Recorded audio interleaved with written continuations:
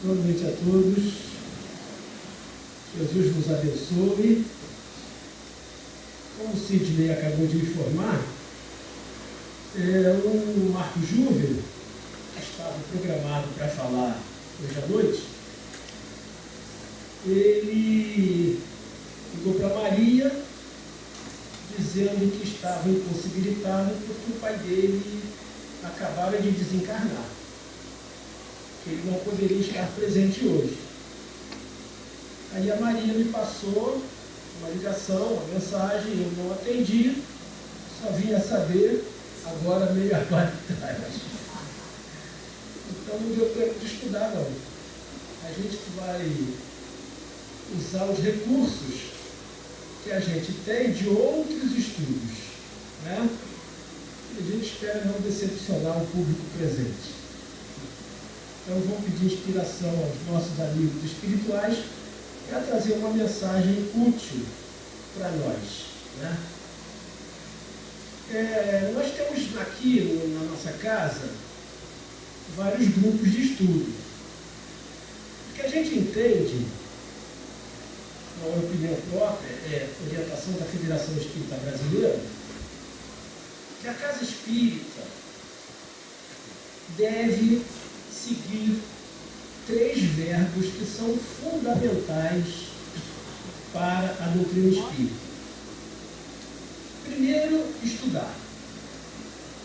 Segundo, divulgar. E terceiro, praticar. Toda a Casa Espírita deve se pautar nessa linha de atividades, né? Incentivar o estudo, divulgar a doutrina e, principalmente, praticar a doutrina. Divulgar no sentido de tornarmos exemplos para aqueles que convivem conosco de forma mais próxima, mais íntima, para que a mensagem do Cristo, por nosso intermédio, seja entendida, compreendida e divulgada, né? Para que o Evangelho faça a transformação que está prevista para toda a humanidade. E a gente tem vários grupos de estudo, nas terças, nas quintas, nos sábados, e nós estudamos aqui o livro há 2000 anos. Quem já leu o livro há 2000 anos conheceu a história de Públio Lentulus, que nada mais é do que a existência do nosso Emmanuel, que foi o guia espiritual do Chico Xavier.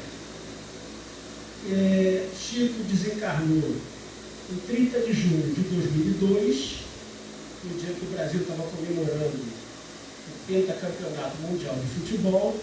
Era um dia feliz, e como ele já havia anunciado, ele desencarnaria no dia que o povo estivesse feliz. E ali ele encerrava a sua missão, sempre guiada por Emmanuel. E Emmanuel resolveu confidenciar para o Chico suas existências passadas. E muitas delas foram publicadas em forma de livros. O primeiro livro que saiu foi há 2000 anos, narrando a história dele quando, na época de Jesus, ele era um orgulhoso senador romano Públio Lentulus. Né? Vale a pena estudar esse livro. Naquela existência, ele, por vias dolorosas, acabou admitindo e aceitando os ensinamentos de Jesus, tornou-se cristão, né? Já que a aristocracia romana cultivava vários deuses herdados da cultura grega, e os hábitos que os romanos cultivavam eram contrários à fraternidade, à humildade, ao perdão, ao amor que Jesus pregou no seu Evangelho. Então era difícil para a cultura romana aceitar o chamado profeta nazareno. Mas, à custa de muito sofrimento, o Públio Lentulus acabou se tornando cristão e ele desencarnou juntamente com a sua filha Flávia, ambos cegos, na erupção do Vesúvio, na cidade de Pompeia, no ano 70 da nossa era. É isso?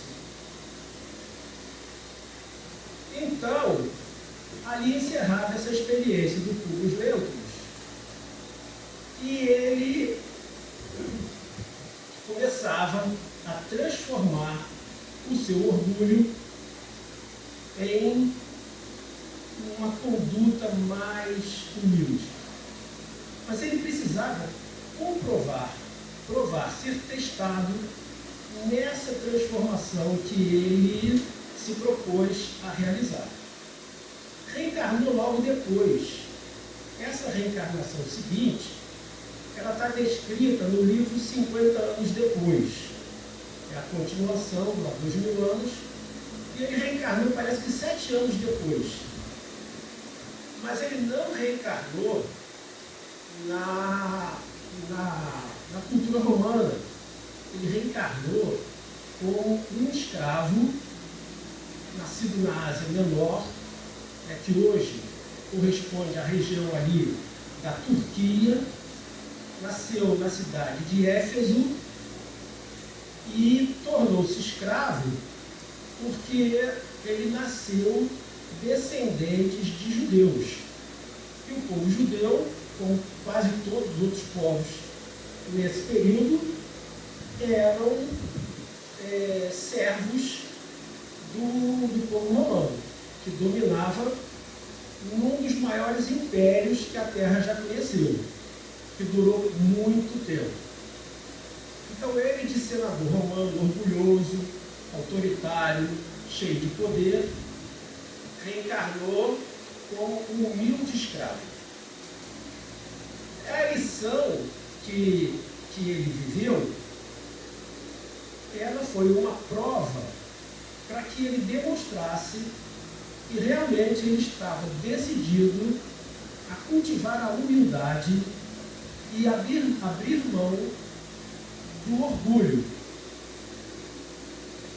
E esse livro, 50 anos depois, narra não mais a vida do Públio Lentulus, que agora era o escravo Nestório. Ele, na verdade, ele tem como figura central outra personagem, que é Célia. Mas, no início do livro, Emmanuel vai narrando o ambiente, descrevendo as características de cada personagem, a situação que eles viviam, e a gente está, na altura do livro, estudando agora, no ano 131, da era cristã. E o Nestório está vindo da Ásia Menor para Roma. Chegando no porto de Ostia, que era o porto principal da capital do Império, ele não sabe como, mas ele sente que tudo aquilo é familiar. Ele nunca esteve naquela região, mas ele se sente como uma pessoa em casa. Logicamente, a gente sabe que são as experiências gravadas no espírito que afloram, mesmo em outra encarnação, mas afloram e inconscientemente ele tem a percepção de que tudo aquilo é conhecido dele, embora ele nunca tivesse estado naquela região.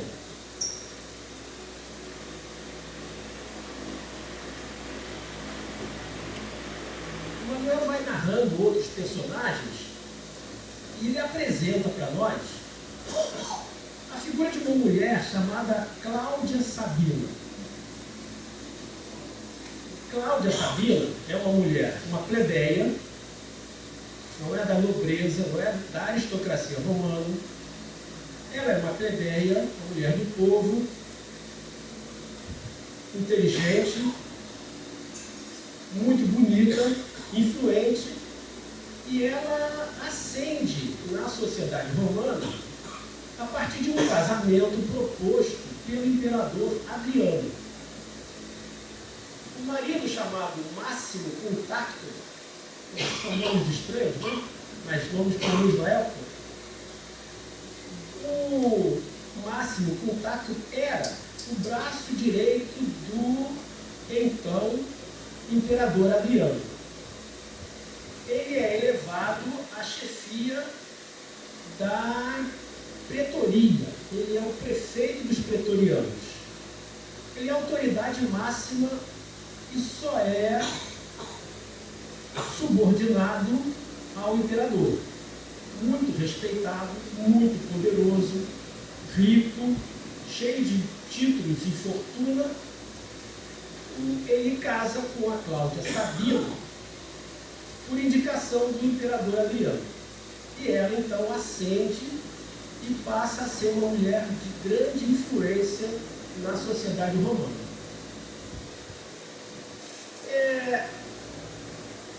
Uma família que está vindo da Ásia Menor trazendo um escravo da história desembarca em Roma, e essa família havia convivido anos antes com a Cláudia Sabina.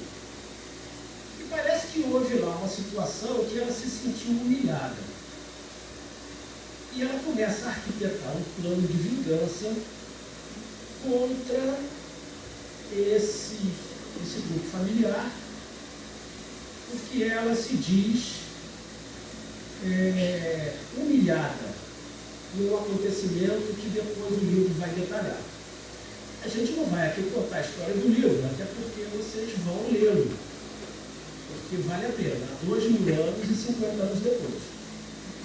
Isso é só uma introdução para a gente começar a estudar o que a Cláudia Sabina começa a tramar contra essa família por se sentir ofendida por um dos seus membros. Ela, em Roma, ela confidencia para uma amiga, dizendo que ela não tem vivido senão para vingar-se de terríveis humilhações do passado. Independente do fato que houve, ela continua determinada a se vingar. Então, já que não é a história que move o estudo, mas sim o que a gente pode aproveitar de lição para a nossa vida, a gente resolveu estudar uma questão que desde aquela época, e talvez desde todos os tempos, seja uma questão que nos embaraça bastante: a vingança.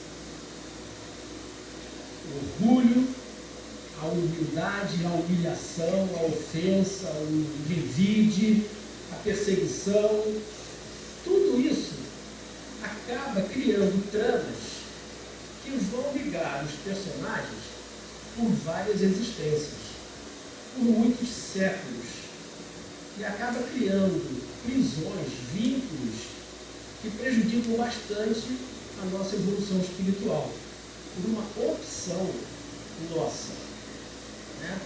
Porque se a gente amasse, se a gente perdoasse, se a gente seguisse as lições do Evangelho, a gente teria feito como Jesus, que do alto da cruz, também vítima de perseguição e humilhação, orou a Deus e pediu que Deus perdoasse aqueles que não sabiam o que estavam fazendo.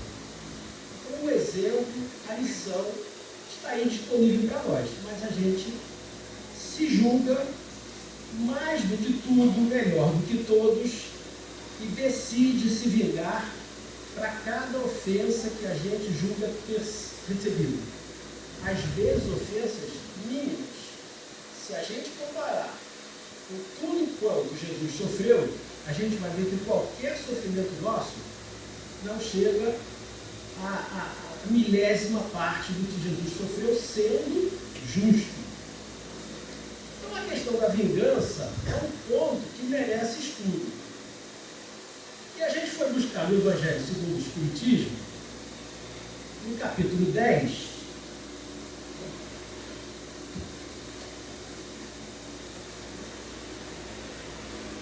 algum conteúdo que nos ajudasse a entender essa questão profunda. O capítulo intitulado Os que são misericordiosos tem no seu item 5 recomendações extraídas do Evangelho e depois comentadas pelos Espíritos sobre essa questão de reconciliação com os adversários. Como a Cláudia sabia, por se julgar humilhada, ela definiu que aqueles que a ofenderam passariam a ser seus adversários. Numa situação mais grave, a gente poderia considerar que, mais do que adversários, eles seriam inimigos. Mas a questão estudada no Evangelho segundo o Espiritismo fala sobre reconciliação com os adversários, porque Jesus havia tocado nesse ponto para nos ensinar essa lição importante. Então, o item 5, transcrito de Mateus, capítulo 5, versículos 25 e 26, diz o seguinte: reconciliai-vos o mais depressa possível com o vosso adversário, enquanto estás com ele a caminho, para que ele não vos entregue ao juiz, o juiz não vos entregue ao ministro da justiça, e não sejais metido em prisão. Digo-vos em verdade que daí não saireis, enquanto não houverdes pago o último centavo. Isso aqui não tem nada a ver com o caso do livro 50 anos depois, mas é um contraponto para a gente estudar a vingança. A gente sublinhou aqui algumas palavras-chave para a gente tentar entender o significado dessas questões.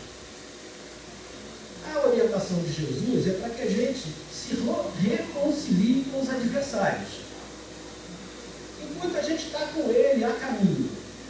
O que significa estar a caminho? Estar convivendo, estar junto, ter a oportunidade do encontro e desfazer qualquer rixa, qualquer situação que comprometa um relacionamento fraterno entre as pessoas. Então, se a gente ainda está convivendo com a pessoa, busca essa pessoa, conversa com ela, desfaz o mal-entendido, reata os laços de amizade, para que mais tarde não seja mais difícil, porque as situações vão mudando com o tempo, e hoje a vida está muito dinâmica. Talvez a gente não consiga uma nova oportunidade para a gente se reconciliar. Então, esse está a caminho enquanto a gente está junto. Tem a oportunidade. Porque, senão, ele pode nos entregar ao juiz. Claro que a gente tem que tirar da letra o espírito. Não é entregar para o juiz que vai cumprir uma lei humana. A doutrina espírita nos ensina que a lei de Deus está na nossa consciência. Não há cobrador mais rigoroso do que a nossa consciência, desde que a gente a ouça. A consciência é o nosso juiz mais implacável, porque ela é infalível. Ela tem as leis de Deus e ela acusa quando a gente transgride uma lei divina. Então, se a gente ouve a consciência, a gente vai seguir a lei divina, não vai se comprometer, e diz o Livro dos Espíritos que a gente só é feliz quando cumpre a lei de Deus. A gente só vai alcançar a felicidade quando a gente estiver trilhando a nossa vida de acordo com as leis divinas. Então, se a gente não ouve a consciência, ela vai nos cobrar, ela vai ser aquele juiz.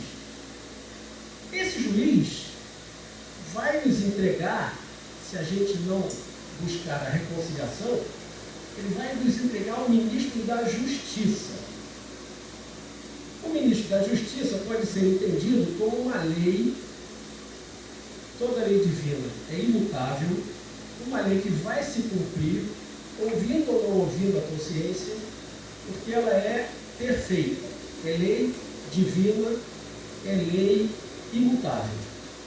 Essa lei chama-se lei de causa e efeito. Transgrediu a lei, você vai expiar para depois reparar. O que significa expiar? Expiar é sofrer o mal que você provocou. Porque se a lei de Deus que está na consciência alerta e a gente não ouve, aquele recurso não foi suficiente para que a gente retificasse a nossa conduta. Então precisa vir um recurso de fora para dentro, já que a consciência alerta de dentro para fora. Então o recurso que vem de fora para dentro é aplicado de acordo com a lei de causa e efeito, que vai nos prender, que vai nos meter numa prisão. Para o espírito, que prisão é essa?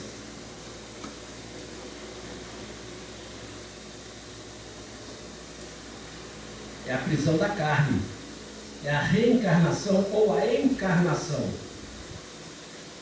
Então a gente vai precisar sofrer obstáculos, dificuldades que a vida vai nos oferecer para a gente retificar o nosso caminho, já que nós não ouvimos a consciência.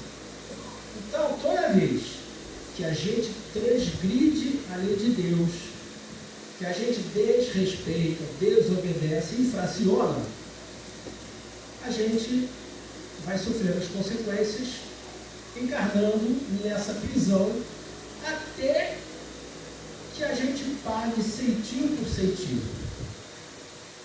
Todas as transgressões, infrações, desobediências anteriores deverão ser expiadas e reparadas para que a nossa consciência, livre de qualquer acusação, nos dê paz e a gente retome o caminho da evolução natural. O item 6 diz o seguinte: na prática do perdão, como em geral na prática do bem, não há somente um efeito moral, há também um efeito material. A morte, como sabemos, não nos livra dos nossos inimigos.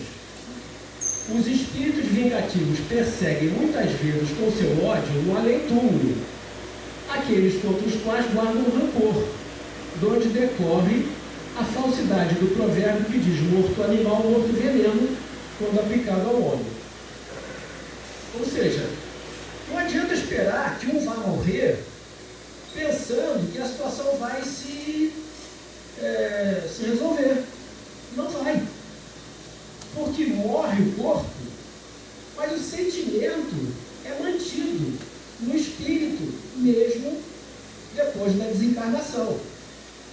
Então, os adversários, os inimigos, aqueles que guardam rancor, aqueles que não perdoam, se mantêm vingativos e determinados no propósito de cobrar o que eles julgam lhes ser devido. Se julgaram ofendidos e definiram o autor, o responsável, o culpado, e vão cobrar dele o sofrimento que ele recebeu. Nós não entendemos que quando a gente erra e abre uma dívida perante a lei. Não abre uma dívida perante o outro. A nossa dívida é com a lei, e a lei está em nós. O outro, se ele agir vai se ofender e não vai buscar vingança. Ele vai buscar vingança porque ele guarda as mesmas imperfeições que nós. Então, aquela história, se um não quer, dois não brigam. Agora, se os dois, desconhecendo isso, resolvem se digladiar, isso aí pode determinar um embate que a gente não sabe quanto tempo vai demorar. Então, a princípio, qual seria a reação diante de uma ofensa recebida? Perdão. Perdão. Né? Isso talvez soe estranho para a maioria da humanidade, porque a gente aprende que na sociedade a gente não pode baixar a cabeça, não. Não pode deixar o outro sobrepujar. Bateu, levou. Não leva o desafogo para casa. Né? O homem não chora. Então, resolve o teu problema na rua. Desde a escola, a gente era assim, né? Vem chorando para casa, por quê? Ah, ele bateu. Vai lá e bate nele, resolve lá. Por quê? Não vem chorar para casa, não. A gente traz esses conceitos como se a gente fosse isento de erro.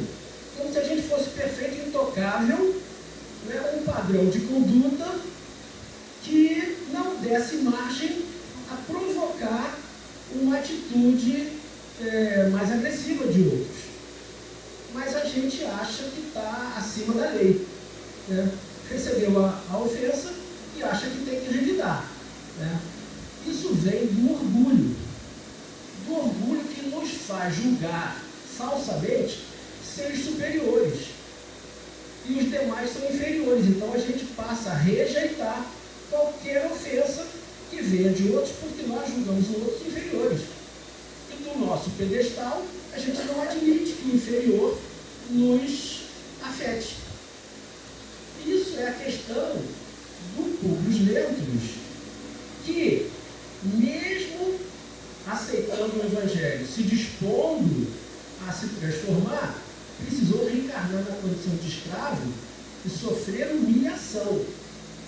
Por quê?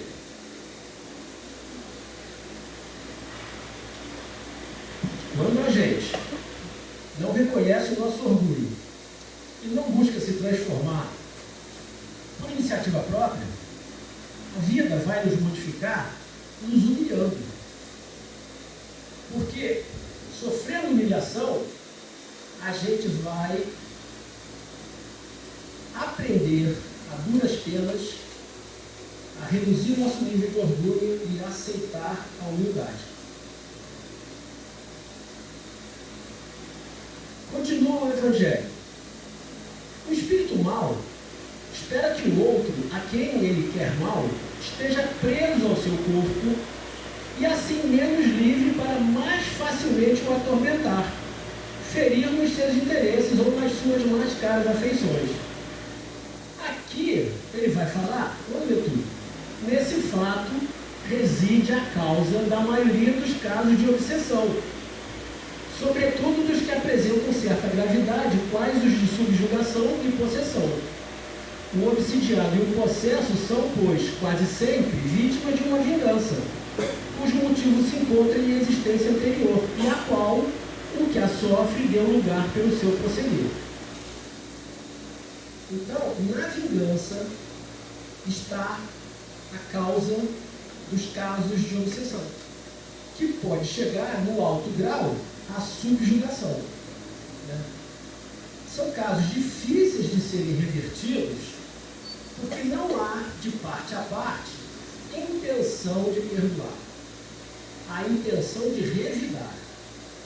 E o que é mais fácil em termos de influência é um perseguidor encontrar o seu inimigo ou adversário encarnado. Porque encarnado, ele é menos livre.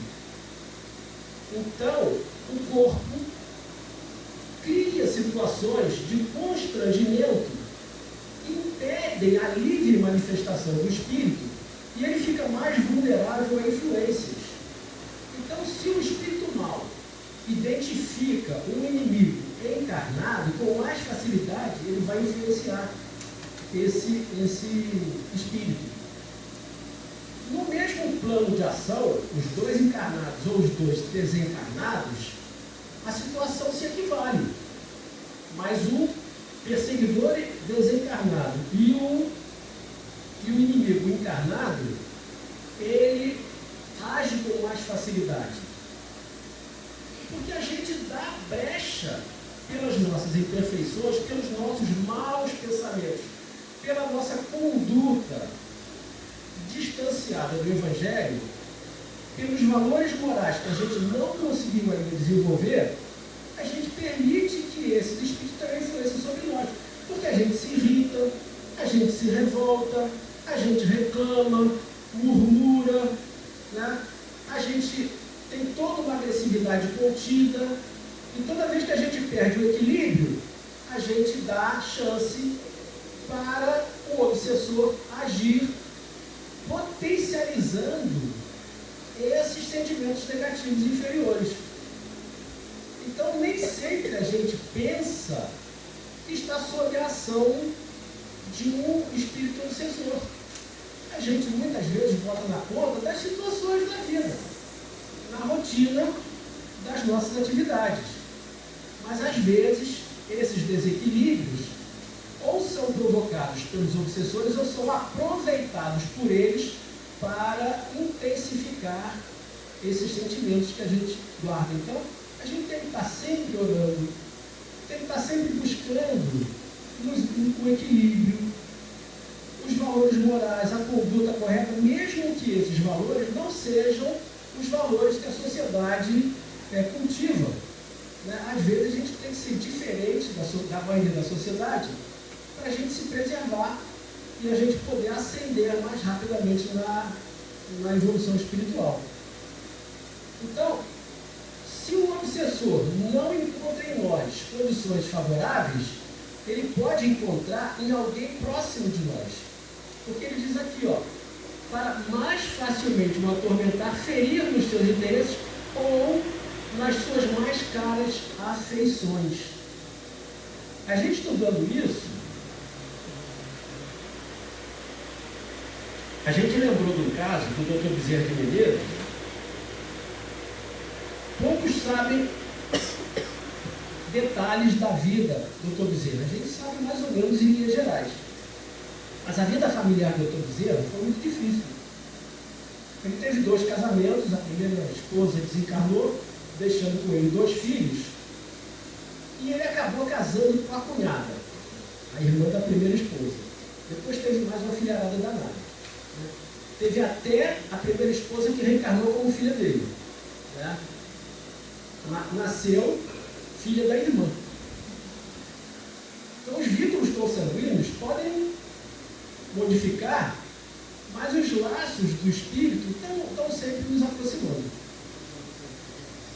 E um desses filhos, ele teve, parece que 14 ou 15, o Jorge Damas, ele pesquisou muito sobre a vida familiar, pesquisou documentos, ele achou documentos de 14 filhos. Parece que houve uma filha que ele não conseguiu documentos, então ele não considera, mas 14 ele tem documentados, 14 filhos ele conseguiu confirmar.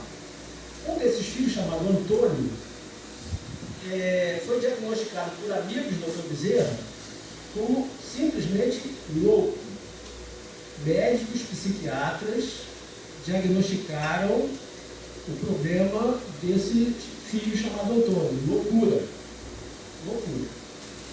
E o Dr. Bezerra, se tornando espírita, numa das reuniões que ele participou, esse espírito obsessor manifestou-se, dizendo para ele, Dr. Bezerra, que o alvo não era o Antônio, o alvo era ele, Dr. Bezerra.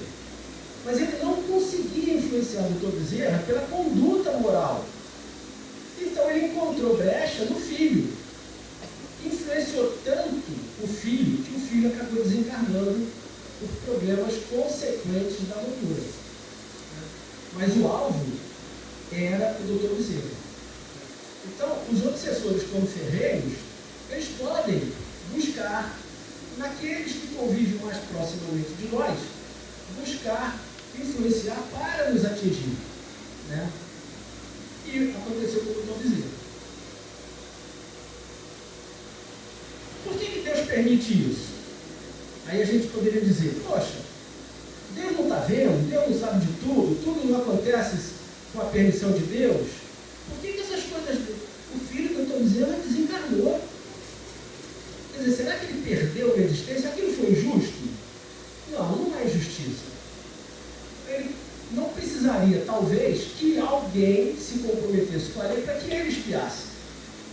Mas acabou, circunstâncias acontecendo, e ele acabou espiando, provavelmente, outras dívidas do passado que ele precisou, pelo sofrimento, espiar e resgatar.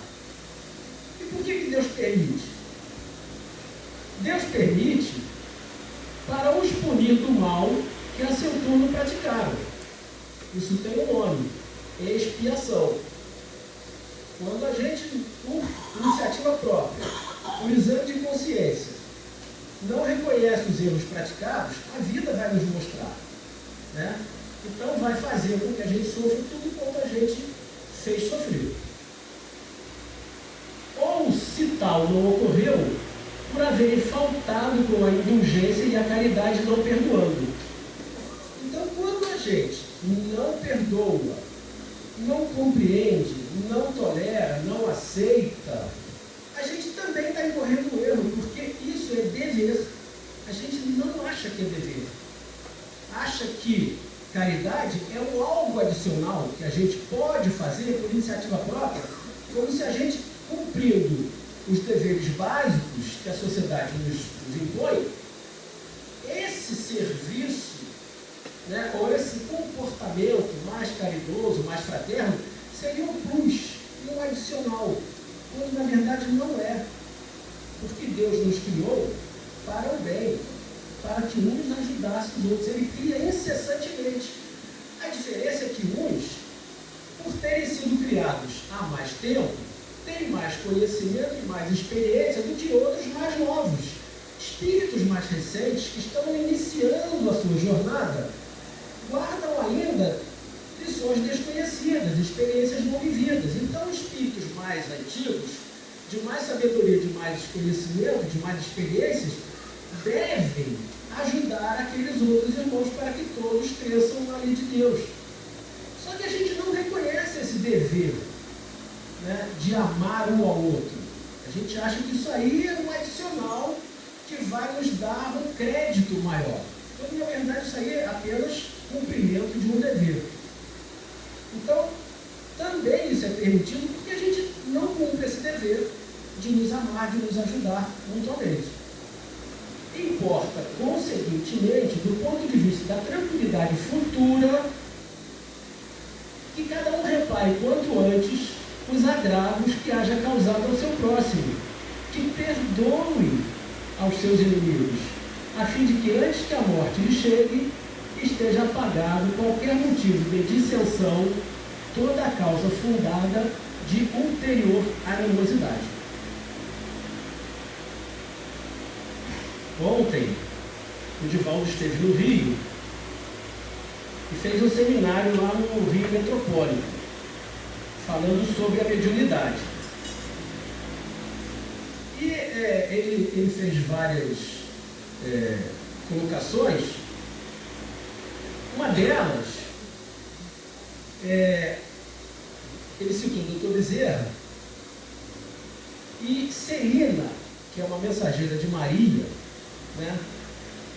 Tendo recebido o Dr. Bezerra, depois dessa desencarnação dele, que aconteceu, acho que 11 de abril de 1900, ele foi recolhido ao socorro espiritual, estava em trabalho assim, de reequilíbrio, né?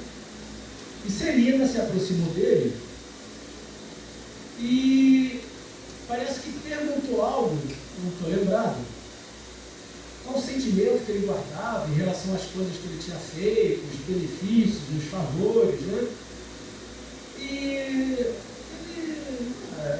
acho que ele cumpriu o dever, ele não fez mais do que a obrigação, ele não sentia um benfeitor. Aí ela falou assim, então vem comigo, caminha por esse corredor, vamos até aquela janela de uma uma instituição de vários andares. Aí, do alto da janela, ao se aproximar, ele viu lá embaixo uma multidão. Quando ele se aproximou da janela que foi visto, a multidão estava exaltando, estava ali agradecendo tudo quanto recebeu dele. Ele sentiu uma vibração tão forte, assim, um bem-estar tão grande, que ele perguntou: mas quem são essas pessoas? Aí Celina falou: são todos aqueles que foram beneficiados pelo Senhor nessa última existência. Ele ficou maravilhado, ele ficou sentindo tão bem. Só que ele fez sem nenhuma intenção de ser recompensado, de ter reconhecimento. Ele fez porque era o dever dele como médico, né, e como ser humano, de ajudar as pessoas. Ele se sentiu fortalecido, se recompôs rapidamente e retomou o trabalho, né? Assim também aconteceu com um senhor lá na Inglaterra, chamado Nicholas Wilton. O Nicholas Wilton era um inglês que durante a Segunda Guerra Mundial foi transferido para a Polônia, para trabalhar como o representante do jornal ou revista, não lembro, The Economist, um jornal britânico. Então ele seria enviado da empresa jornalística para transmitir os acontecimentos no fronte de guerra, porque a guerra começou com a invasão da Alemanha à Polônia, né? E ele começou a perceber que os prisioneiros de guerra eram conduzidos em comboios de vários vagões de trem para campos de concentração, onde seriam exterminados. E as famílias seguiam inteiras, né? Os adultos, idosos, crianças. E ele resolveu poupar algumas crianças, buscando na Inglaterra famílias que aceitassem receber as crianças como adoção, como crianças adotivas. Ele começou a se corresponder com famílias inglesas, trocando documentos e as famílias aceitando crianças para adotarem, e ele começou a encaminhar essas crianças para adoção e evitando que elas fossem naqueles comboios para os campos de concentração. E ele fez aquilo por vários anos. E achava também que aquilo ali era simplesmente um dever, né, de cidadão que ele tinha. No final das contas, ele não fez conta nenhuma. Acabou a guerra, ele voltou para a Inglaterra, voltou para casa, ele não tinha filhos, tinha esposa, e a documentação dessa atividade ele guardou no baú. E, passado muitos anos, a esposa resolve mexer naqueles baús e descobriu tudo, né?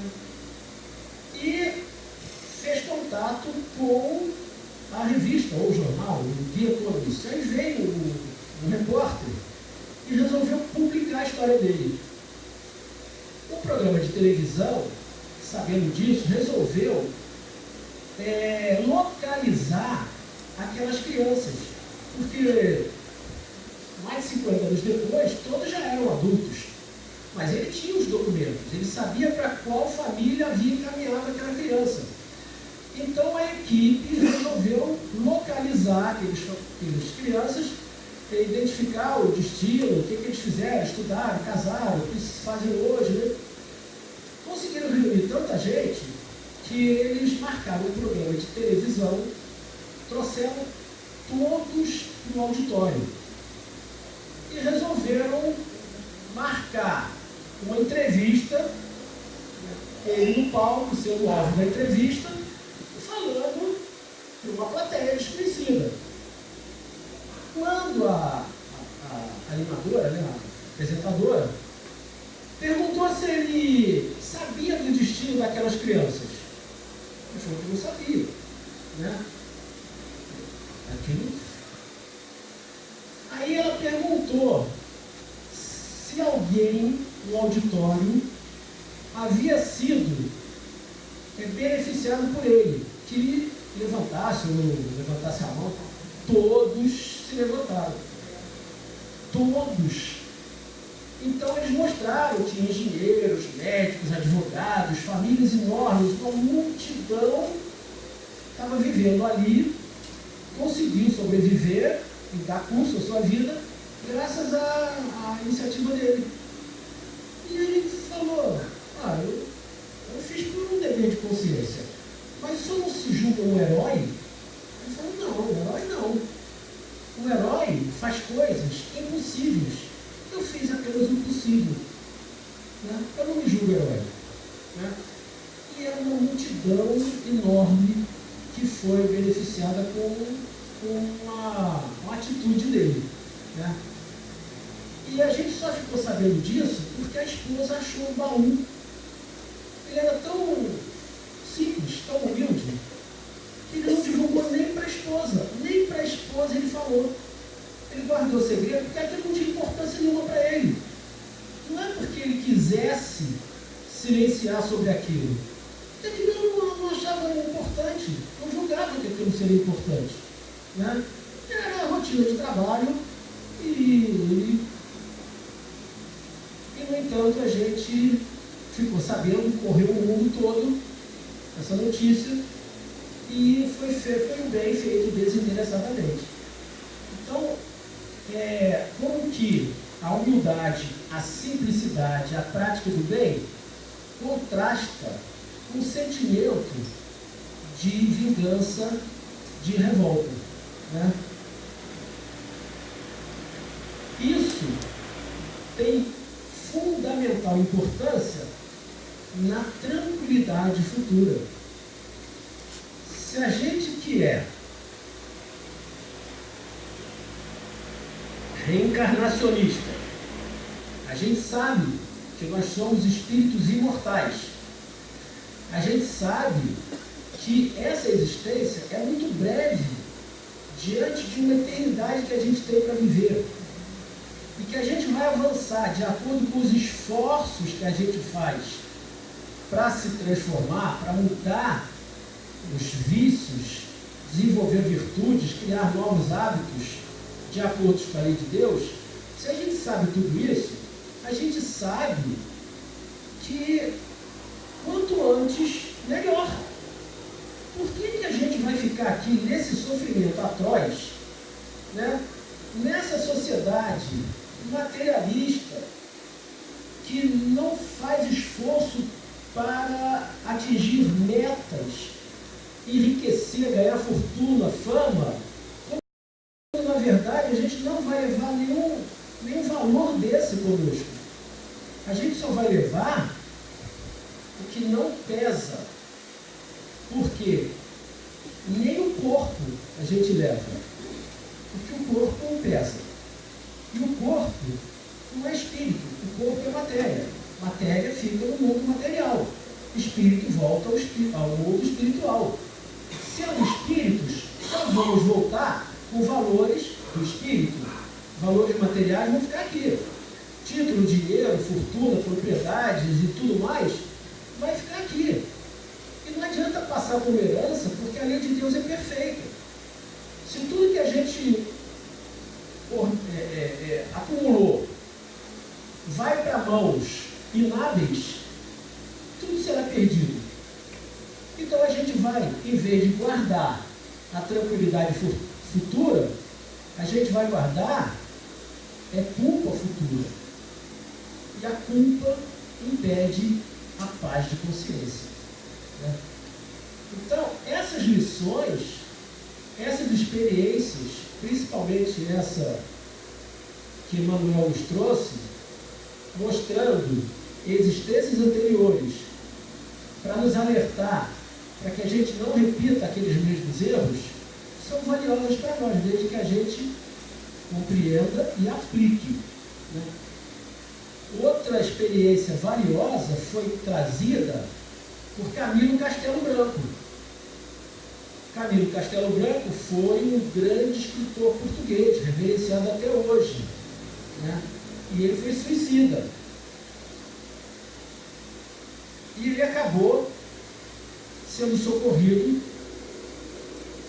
pelos missionários de Maria de Nazaré, porque Maria mantém uma colônia de socorro aos suicidas. Ele sofreu muito. Depois ele se recuperou, se reequilibrou e buscava um médium para relatar as experiências dele, para evitar que outros repetissem essa experiência e valorizassem a vida, não desperdiçassem a vida como ele fez. Conseguiu localizar Dona Ivone Pereira, que com a ajuda de Leon Denis trouxeram para nós o livro Memórias de um Suicida, que é um best-seller, é um dos livros que todos indicam que é imperdível, a leitura obrigatória. Ah, mas ele traz muito sofrimento. Ah, eu não consegui ler. Ah, porque aquele Vale dos Suicidas é muito forte, é muito pesado. Mas é a realidade. A gente não pode fugir da realidade. Se a gente lê O Nosso Lar e começa com o André Luiz narrando o Umbral, nos 8 anos que ele sofreu no Umbral, e a gente passou e venceu aquela etapa e depois vai conhecer o restante dos ensinos que constam no livro, por que a gente vai evitar o Memória de um Suicida? Né? É a realidade. Né? Então, a obra psicografada pelo Chico é riquíssima, traz ensinamentos muito importantes para nos direcionar na vida. Não é para a gente simplesmente enriquecer o nosso conhecimento, né? E guardarmos conhecimento conosco. É para a gente poder aproveitar aquelas lições, entender, aplicar na nossa vida de relação. Né? Porque daqui a pouquinho acaba esse tempo. O tempo na Terra é muito curto. Né? Não precisa ficar velho para morrer. Né? Como dizia um amigo meu no trabalho, para morrer basta estar vivo. Né? E a gente morre em qualquer idade. Então, a gente tem que aproveitar as oportunidades, tudo que a doutrina espírita nos oferece, para a gente guardar essas lições, buscar renovação de conduta, para a gente ter tranquilidade futura. Né? Porque de sofrimento a gente já está cansado. Né? De injustiça a gente já está cansado. Né? Então não adianta ficar acompanhando o noticiário, porque ele não vai nos enriquecer em nada. Ele não vai trazer lições importantes, porque ele fala para o espírito que vive a sociedade materialista. Ele não fala para o espírito que está preocupado com os valores espirituais. Então é perda de tempo. Né? O Divaldo ontem estava falando que já existem movimentos contrários aos excessos que a tecnologia oferece.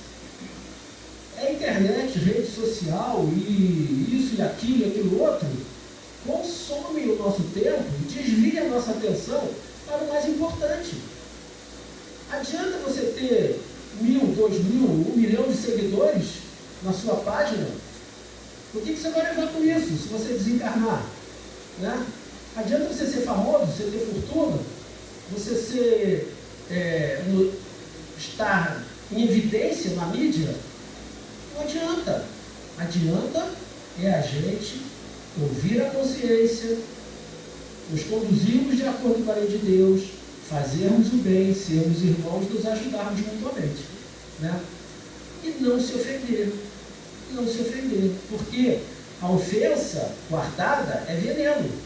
Pode corroer, pode gerar doenças e vai fixar o espírito numa situação que talvez ele não supere e fique remoendo, porque nós vivemos a nossa vida mental.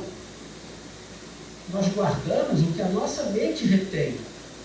Né? Independente da situação externa, os espíritos guardam os traumas e ficam vinculados àquela época, às vezes por séculos seguidos, enquanto outros, abrindo mão de se sentirem ofendidos, perdoando, compreendendo, relevando, avançam e progridem, desenvolvendo as virtudes e valores morais. Outros ficam presos, julgando-se injustiçados, ofendidos e decididos à vingança, à perseguição, acabam não progredindo espiritualmente. Então, essas lições são importantes para a gente meditar e refletir. E a doutrina espírita nos oferece isso. E nos exige pouco esforço. O que é um livro ali, de 30, 40, 50 reais, se ele pode mudar a nossa visão da vida? Né? Vale a pena. Né? Então, foi um improviso que eu consegui diante da situação do Marco Júnior, que teve seu pai desencarnado e não pôde comparecer. Né? Muita paz para todos.